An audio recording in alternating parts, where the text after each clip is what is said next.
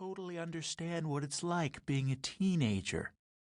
You'll find a lot of cheap throwaway books for teens because young people today aren't supposed to care about books or see any reason to keep them around. And you'll find a wide selection of books where you never have to read anything twice because the message is dumbed down, like just for you.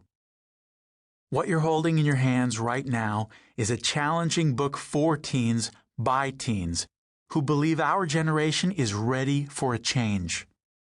Ready for something that doesn't promise a whole new life if you'll just buy the right pair of jeans or use the right kind of deodorant. We believe our generation is ready to rethink what teens are capable of doing and becoming.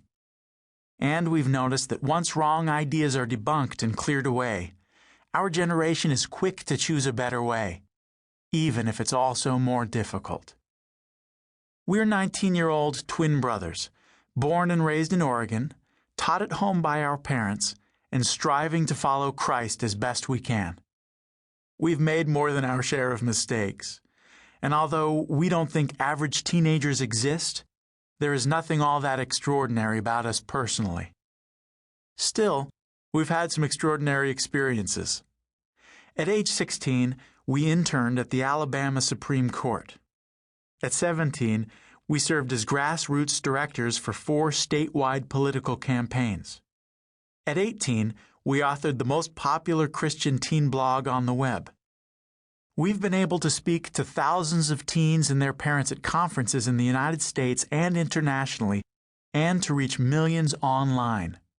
But if our teen years have been different than most, it's not because we're somehow better than other teens, but because we've been motivated by a simple but very big idea. It's an idea you're going to encounter for yourself in the pages ahead. We've seen this idea transform average teenagers into world changers, able to accomplish incredible things. And they started by simply being willing to break the mold of what society thinks teens are capable of. So, even though the story starts with us, this book really isn't about us, and we would never want it to be. It's about something God is doing in the hearts and minds of our generation. It's about an idea. It's about rebelling against low expectations. It's about a movement that is changing the attitudes and actions of teens around the world. And we want you to be part of it. This book invites you to explore some radical questions. Is it possible that even though teens today have more freedom than any other generation in history, we are actually missing out on some of the best years of our lives? Is it possible that what our culture says about purpose and potential of the teen years is a lie? Okay. Is it possible that what our culture says about the purpose and potential of the teen years is a lie, and that we are its victims? Is it possible that our teen years give us a once-in-a-lifetime opportunity for huge accomplishments as individuals and as a generation? And finally, what would our lives look like if we set out on a different path entirely? A path that required more effort but promised a lot more reward.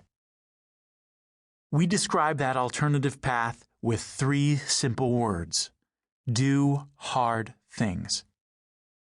If you're like most people, your first reaction to the phrase do hard things runs along the lines of hard? Uh-oh.